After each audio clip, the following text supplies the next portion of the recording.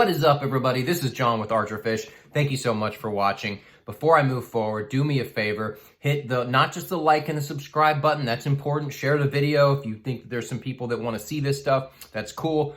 But more importantly, hit the notification button. The reason is you will get notified as soon as I drop a video. That is going to be so important in the weeks coming up because I'm going to be out there hitting the water hard, and you're going to be getting up-to-date fishing report information. Reports on all of these different lakes out here that I hit. You're going to know when they're really biting. Like right now, you can go out and catch fish. Most of them are small, depending on what lake you're fishing, and you're not getting that many throughout the day. But when it comes time for spring and that spawn and those bedding bass, you're going to want to know when they turn on. You can go out to the lake, you can check on it yourself, but I am here to do that for you. Let's say you don't have time to hit all the lakes, in the month of March. I'm going to be doing that for you. So I will let you know up to date which lake is heating up, when the spawn is on at all these places. So hit the notification button. It's really going to help you out. Also, everything that I talk about in the video, gear, equipment, reviews, whatever it is, I'm going to start linking it in the description. Please buy it through my link. If you're going to get some of this stuff anyway, it really will help me out. The channel is very expensive to maintain, and so these little things help. I'm going to be doing that. I'm going to be putting this stuff in there. So if you decide there's a rod or a reel that you like that I use, or even, like I said, terminal tackle or any of this stuff, get it through my link. It really does help me out. Thank you so much for that too, by the way. So today I'm going to talk about, the #1 way to catch fish in Southern California. Now, I've done a video similar to this. I'm going to show you my gear. I'm just going to break down some stuff because I want to get you guys ready for when you start hitting the water hard. I want to give you all the tools, the techniques, the tackle, the 3 T's, and then the timing, the 4 T's, when to use these things. Because like I said, it's all season specific out here. So if you're new to Southern California, you're new to my channel or whatever, you're going to need this information in order to catch more fish. I guarantee you. So what I'm doing, the #1 way to catch fish right now and leading into spring is going to be drop shot. Now, when spring happens and they're on beds, you want to get the bait in front of them. So anything that drops right in front of them, a Senko, a jig, or the drop shot. What's better about the drop shot is you can put that bait in front of them, whether it's a fluke or a RoboWorm or whatever.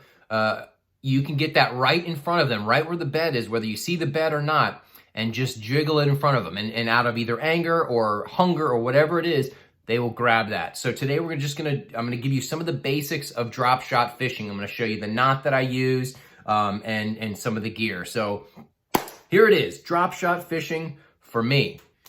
I use this Daiwa Procyon medium light rod, okay? It's a little light than I like for like Senko fishing, but it does work great. It's very sensitive for the drop shot. I've got on here a 2500 Sienna with, I think right now I've got 6-pound fluorocarbon. With drop shot, the lighter the line, the better, at least right now when it's, the water's a little clear in the cold, in the winter months. So I've got the Sienna 2500. It's a very inexpensive, it's like a $30 rod. It's nothing, reel. It works fine. It is great. I do use my other ones, but this is kind of my main drop shot setup. And the medium light rod, it just gives you that sense of sensitivity that you need. As what I do is I like to slowly drag the weight and the worm across the bottom. What I prefer is if it's windy, if it's a windswept bank, I will cast to the depth that I think they're at. And sometimes I'll try different depths, 10 feet here, maybe 15, 20 feet on one side, and I'll put 2 lines out. Make sure you have your stamp for an extra rod and reel on your license. And I will just slowly drag them with the wind in the boat, as long as it's not going too fast, because you want that lure and the weight to be right in front of the bass's face. You don't want it flying through the water column. So medium light, 2500 reel, 6-pound fluoro right now. If the water's extra clear, go down to 4-pound, but make sure that drag is set. In fact, make sure your drag is loose regardless, because you get a big fish and he wraps you up, you know, that's it. It's a wrap. So make sure you got your drag set up properly for this type of very light line. And then what I got, and again, that is Berkley Vanish Fluorocarbon 6 pound. I'm gonna go ahead and cut this one off so I can show you how I tie on the hook. Sorry, I got all this other gear in the way.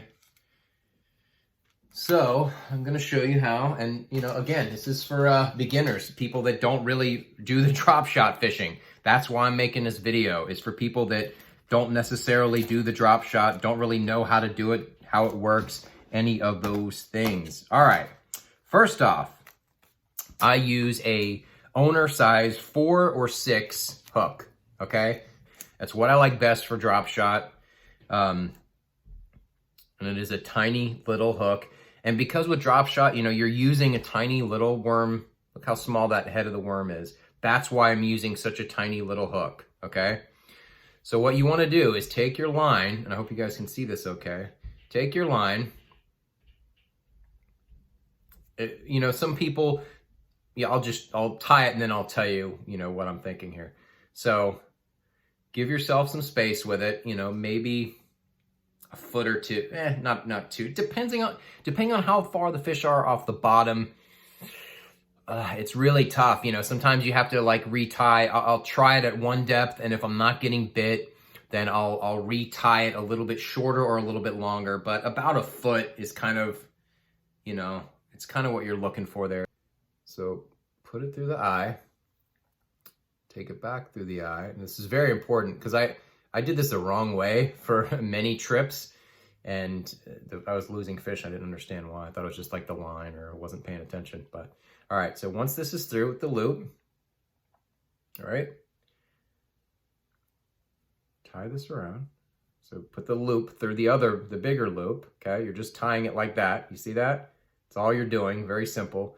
Pop the hook through that, and then just pull the tag end and the other end until it comes down tight.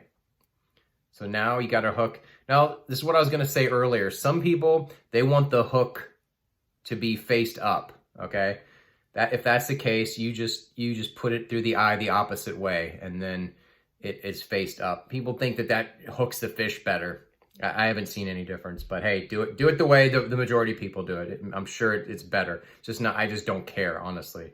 So once you have the hook on there, you see that's not going anywhere because of that style of knot. Then you have the other end. Now, what you use on the other end as far as weight, a lot of people use a lot of different things. A lot of people use tungsten. Tungsten is very expensive. Apparently, it's very dense and just sinks better, but it's very expensive. And when you're drop shot fishing out here, you have to expect to lose gear. You're going to lose tons of hooks. You're going to lose tons of weight and tons of line. That's just how it is. There's just too many snags out here. It's just the price of admission. It's like you got to pay $10, $20 to get into the lake. You got to pay, you know, $10, $20 in gas to get to the lake. You got to spend hundreds of dollars in gear. Well, your terminal stuff, you just have to expect that you're going to lose, you know, a bit of it if you're drop shot fishing. That's why I don't like it. I don't mind losing it, but because I'm going to tell you, but you know, you just have to expect that you're going to lose it. So what I do is try to find the bag here of it. I get these little bags of weights, and you can get them pretty much anywhere. This is not really what I normally use, the little eagle claw weight here. That's 1/8 of an ounce. 1/8 of an ounce is good. You know, that's this little guy here. You know, you don't want it to be too heavy because you're not really fishing that deep. You also don't want it to be too heavy so it's not snagging into things. And something like this is perfect. It's going to get you down to where you need to go.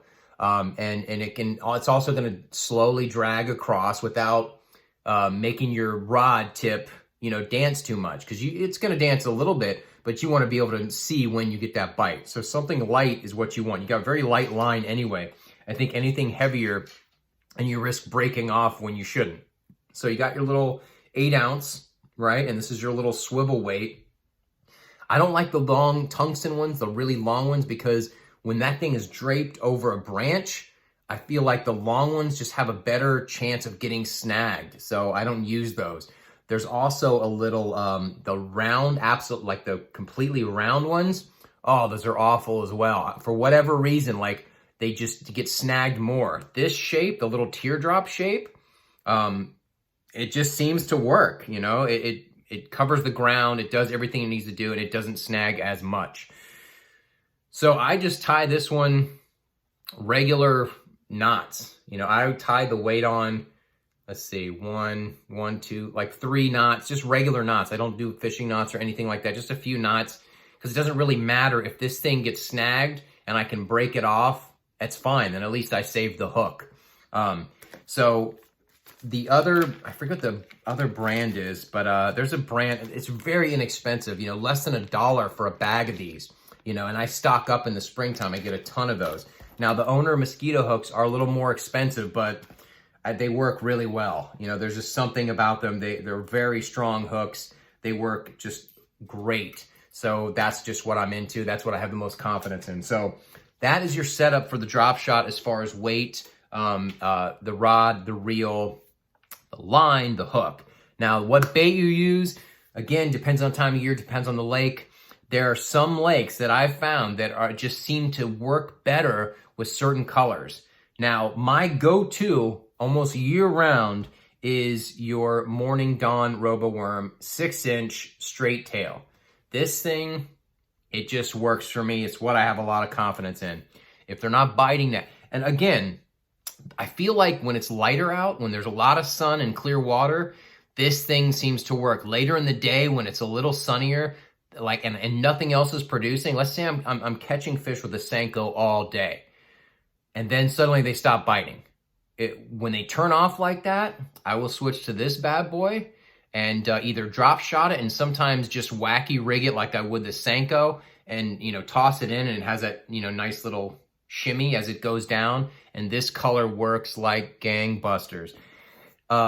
Lakes like, I think, Paris and Diamond Valley, Margarita Mutilator is the king. This one worked well for me at San Vicente too. They were not biting the Morning Dawn, so I put on the Margarita Mutilator, and I'm just getting bit. So for whatever reason, the darker color seemed to work a little bit better at those lakes. But at Castaic, for whatever reason, Morning Dawn seemed to work. Another one is the Oxblood Red Flake. This is also another go-to. It seems to work all the time. Dude caught a 10-pound bass on this little thing. I mean, that's nuts, and that was at Castaic. So I do have a couple of other extreme colors that I just kind of throw in there, you know, like shad colored. I'm trying to find one for you guys. Like a shad colored one, like this. It's like electric shad, I think. It's almost like green looking.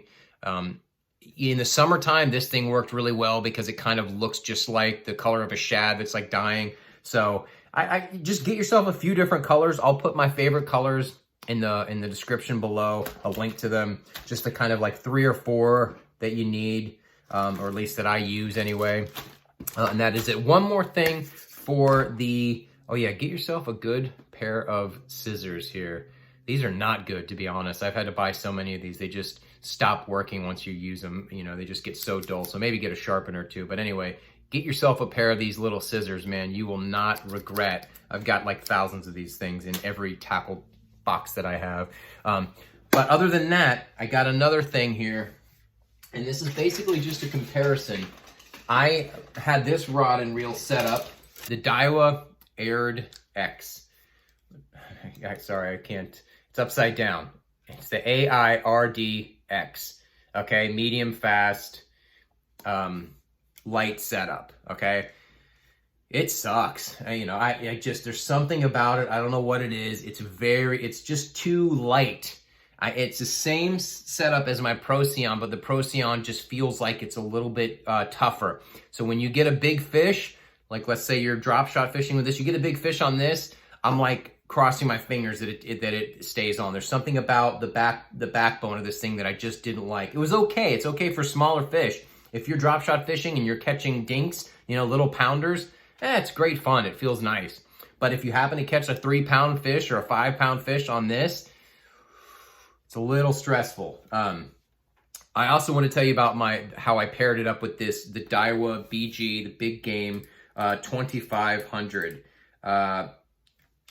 This reel was, I want to say like 60 to 80 bucks.